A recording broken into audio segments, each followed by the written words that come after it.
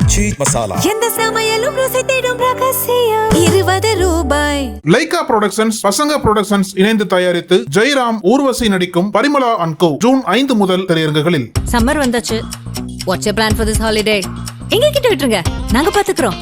GT Holidays, South India's #1 travel brand. Thoothukudi மாவட்டம் திருச்செந்தூர் தாலுகா பரமன்குறிச்சி பிச்சவளையை சேர்ந்தவர் 45 வயதான கோபி. இவர் தூத்துக்குடியில் உள்ள பிரபல ஜவுளி நிறுவனம் ஒன்றில் PRO-வாக வேலை செய்து வருகிறார். இவர் தமிழக வெற்றி கழகத்தின் ஏரல் நகர செயலாளர் 39 வயதான ராஜா என்பவருக்கு சொந்தமான இடத்தை ரூபாய் 90 லட்சத்துக்கு விலை பேசியுள்ளார். இதற்காக முதற்கட்டமாக முன்பணமாக ரூபாய் 72 லட்சத்தை ராஜாவின் சொத்து அடமானமாக உள்ள ஏரல் கொர்க்கை கனரா வங்கி கிளையில் கோபி செலுத்தியுள்ளார். இதனை பெற்றுக்கொண்ட ராஜா மற்றும் அவரது மனைவி பொன் தெய்வா ஆகிய இருவரும் மீதி தொகை ரூபாய் 18 லட்சத்தை ஜனவரி 31ஆம் தேதிக்குள் வழங்கி கிரைய ஆவணம் பதிவு செய்து கொள்ள வேண்டும் என ஜனவரி 21ஆம் தேதி ஒப்பந்தம் செய்துள்ளனர்.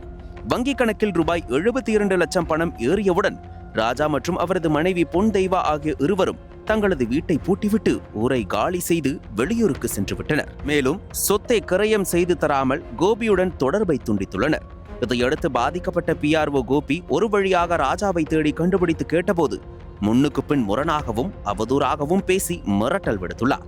தான் திட்டமிட்டு ஏமாற்றப்பட்டதை உணர்ந்த PRO கோபி தூத்துக்குடி மாவட்ட SP அபிஷேக் குப்தாவிடம் ஜூன் 1ஆம் தேதி புகார் அளித்தார்.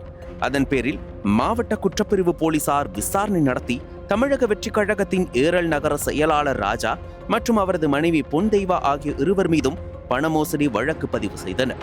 தொடர்ந்து ராஜாவை மாவட்ட குற்றப்பிரிவு காவல் நிலையத்திற்கு அழைத்து சென்று அங்கு வைத்து அவரிடம் போலீசார் தீவிர விசாரணை நடத்தினர்.